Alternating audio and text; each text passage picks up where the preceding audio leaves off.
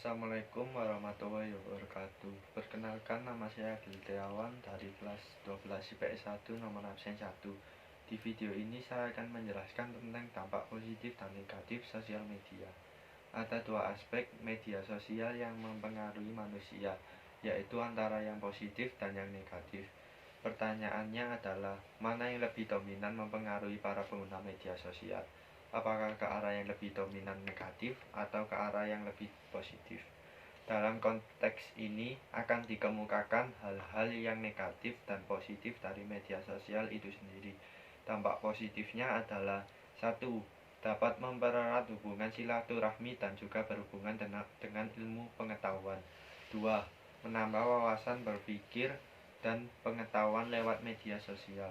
3. Dapat menyediakan informasi yang tepat dan akurat seperti informasi tentang perguruan tinggi, lowongan kerja, ataupun mengenai beasiswa dan lain-lain. 4. Menyediakan ruang untuk berperan positif seperti komunikasi dengan para tokoh agama, ulama, atau motivator. 5. Mengakrabkan hubungan pertemanan dan komunikasi untuk pertemuan. Adapun dampak negatifnya adalah: 1. Pada anak-anak dan usia remaja menjadi malas belajar karena lebih banyak berkomunikasi di dunia maya, khususnya masalah game online atau melihat film-film lewat YouTube dan lain-lainnya. 2. Situs jaringan sosial akan membuat kaum remaja dan anak-anak lebih mementingkan diri sendiri. 3. Menjadikan seseorang individualistik dan acuh kepada yang lain. 4. Terjadinya pembulian. 5. Maraknya kejahatan yang berasal dari media sosial. Nah, untuk mencegah efek negatif media sosial dalam hal ini, pertama kita harus memahami etika komunikasi di internet.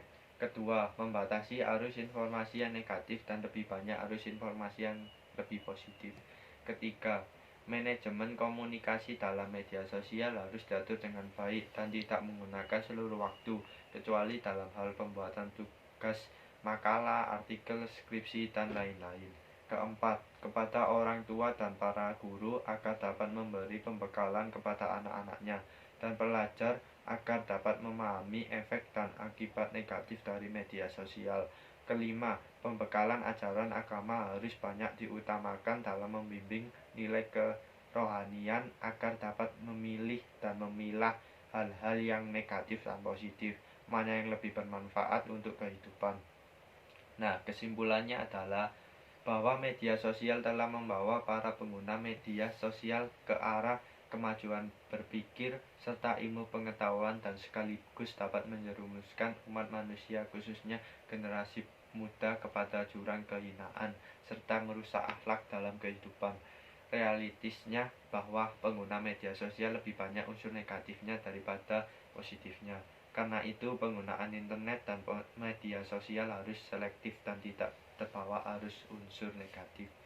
Saran dari saya adalah: pertama, para orang tua harus dapat membimbing dan mengarahkan anak-anaknya kepada nilai-nilai yang positif serta menjauhi unsur-unsur yang negatif dalam dunia media sosial.